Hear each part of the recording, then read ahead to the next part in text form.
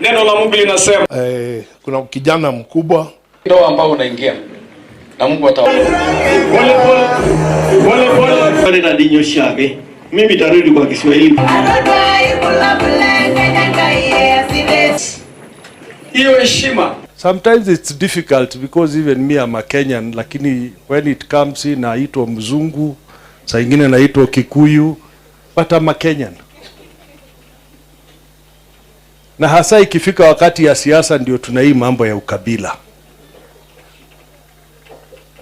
If we want to build this country, ni hii marriage intermix, so that people can appreciate each other's culture,